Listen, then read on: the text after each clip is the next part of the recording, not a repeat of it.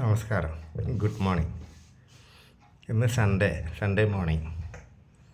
സാധാരണ ജോലി ഇല്ലാത്ത ദിവസം ഇന്ന് വൈകി എണീക്കണമെന്ന് വിചാരിച്ചേ.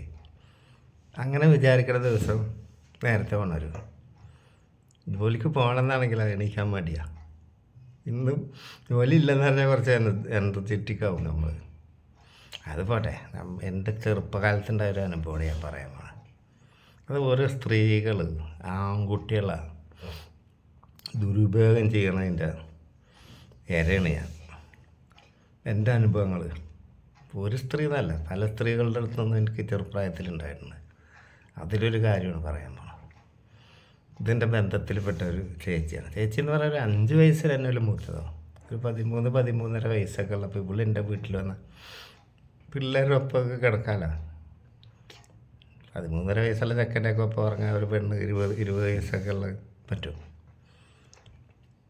അങ്ങനെ ഇവള് ഞങ്ങളുടെ അടുത്ത് വന്ന് കിടക്കും.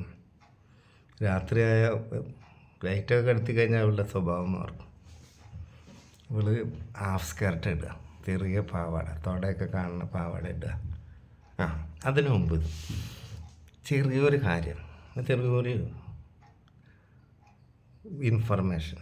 കാരണം നമ്മളുടെ നാട്ടിൽ ഈ കുറ്റകൃത്യങ്ങൾ പെരുക, ലഹരി ഉപയോഗം, അതേപോലെ പെണ്ണുങ്ങൾക്കെതിരെയുള്ള പീഡനങ്ങൾ, കൊച്ചു കുട്ടികൾക്കെതിരെയുള്ള പീഡനങ്ങൾ, സെക്ഷലായിട്ടുള്ള ഇതൊക്കെ കൂടുന്നതിൻ്റെ കാരണം എന്താണെന്നറിയാം.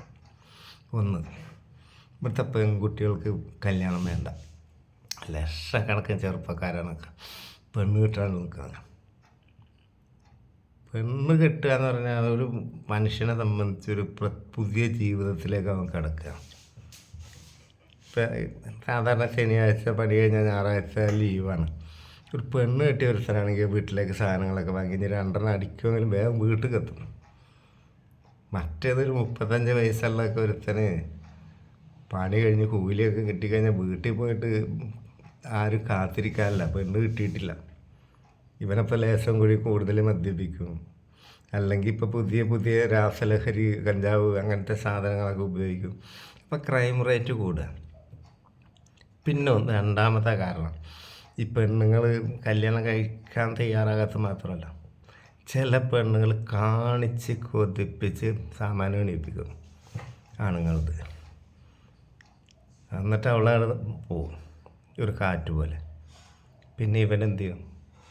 വാണം അടിക്കുക, അല്ലെങ്കിൽ ഇവനെന്തെങ്കിലും ലഹരി ഉപയോഗിക്കുമ്പോഴാണ് ഇതൊക്കെ ഫേസ് സാധനങ്ങളാണ്, നമുക്കൊന്നും കിട്ടാനില്ലല്ലോ.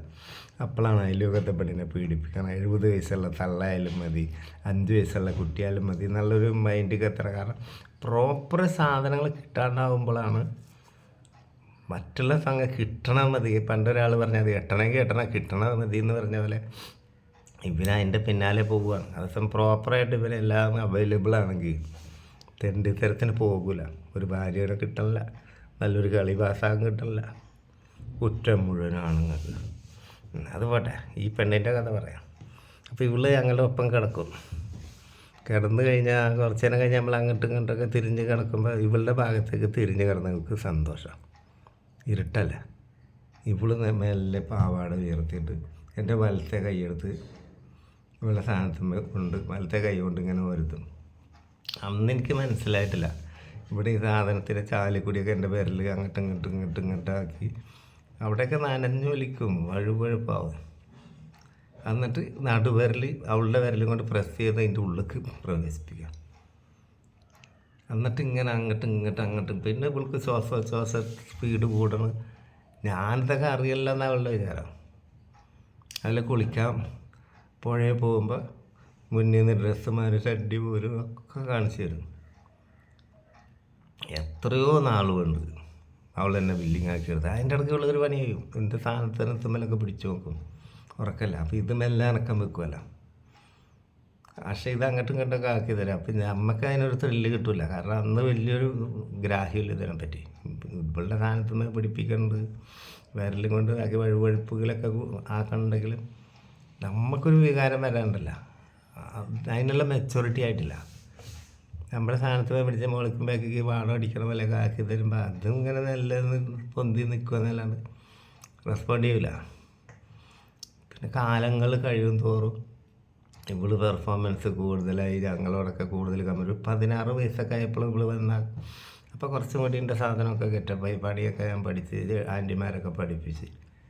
അപ്പോൾ ഇവളുടെ സാധനത്തുമ്മേൽ ഇതേപോലെ പിടിപ്പിക്കുമ്പോൾ അവളുടെ സാധനത്തുമ്മേൽ ഇഷ്ടം പോലെ രോമം. അന്നൊന്നും അണ്ടർഗ്രൗണ്ടൊന്നും പെണ്ണുങ്ങൾ ക്ലീൻ ചെയ്യലില്ല, പുറ്റുപോലെ രോമം ആ ചാലിനുള്ളിൽ കൂടി. അപ്പം ഞാൻ എന്ത് ചെയ്ത് കൈ കൊണ്ടാക്കിയിട്ട് ഞാൻ നല്ലോണം കൈ കൊണ്ടാണ് അടിച്ചു കൊടുത്തത്. അപ്പോൾ അവർക്ക് മനസ്സിലായി ചെക്കൻ വലുതായിട്ടുണ്ട്. അന്ന് ഞാൻ മോളിക്കാണ് കയറി. ആ കയറ്റം ഇപ്പോഴും ഞങ്ങൾ കണ്ടിന്യൂ ചെയ്യുന്നുണ്ട്. ആ മോൾക്ക് കയറി കയറ്റം, പക്ഷെ ഇപ്പം അതിന് വയ്യ. ബന്ധം കുന്തൊക്കെ തോട്ടിലെറിയും. സെക്സ് എന്ന് പറഞ്ഞാൽ അങ്ങനെ. അന്ന് ഞാൻ ആ കയറിയ കയറ്റം എത്ര കൊല്ലം കയറിയായിരുന്നു. ഇപ്പോൾ കല്യാണം കഴിച്ച് മക്കളായി, കുട്ടികളായി. ഇപ്പം വയ്യ. എന്നാലും കളിക്കാനൊക്കെ പറ്റിയ മുതൽ തന്നെ, സാധനമുണ്ട്, മുതലുണ്ട്. ചില പെണ്ണുങ്ങൾ 70 വയസ്സൊക്കെ ആയാലും 70ൻ്റെ മുകളിൽ പോയാലും കളിക്കാൻ പറ്റും, ഉടയൂല. ഇതായാലും പെട്ടതാണ്. നമ്മൾ ചില പെണ്ണുങ്ങളൊക്കെ പാവം പൂച്ചക്കന്യാസ്ത്രീകളാണ് ഓലൊക്കെ. ഇവരൊക്കെ അടുത്തൊക്കെ ഒറ്റപ്പെട്ട് കിട്ടണവർക്ക്. ഇപ്പം കുറച്ച് ഭയമുണ്ട് ഈ പോക്സോ കേസൊക്കെ വന്നുകൊണ്ട്. എന്നാലും ആൺകുട്ടികളെ കൊണ്ട് നാക്കിക്കും. അങ്ങനെയാണെന്നറിയാം. ഇവർ അങ്ങോട്ട് തൊടിയിപ്പിക്കാനുള്ള പണിയെടുക്കും. ഈ പ്രായക്കാരെ പെട്ടെന്ന് വീഴ്ത്താൻ പറ്റും.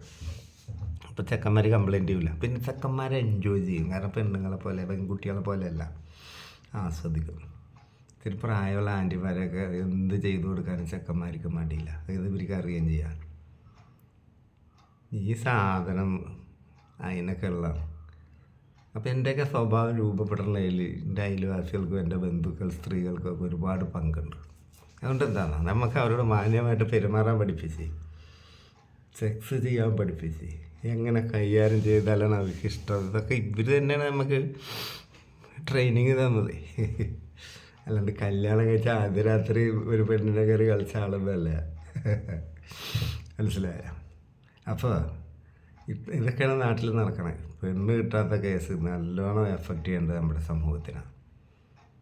വൈകുന്നേരം പണ്ട് എന്നോട് ഒരാൾ പറയുന്നത്, ഞാൻ സെക്യൂരിറ്റി ആയിട്ട് ഡ്യൂട്ടി ചെയ്യുമ്പോൾ ഒരുത്തൻ കട അടച്ചിട്ട് എൻ്റെ അടുത്ത് വന്നിരിക്കും.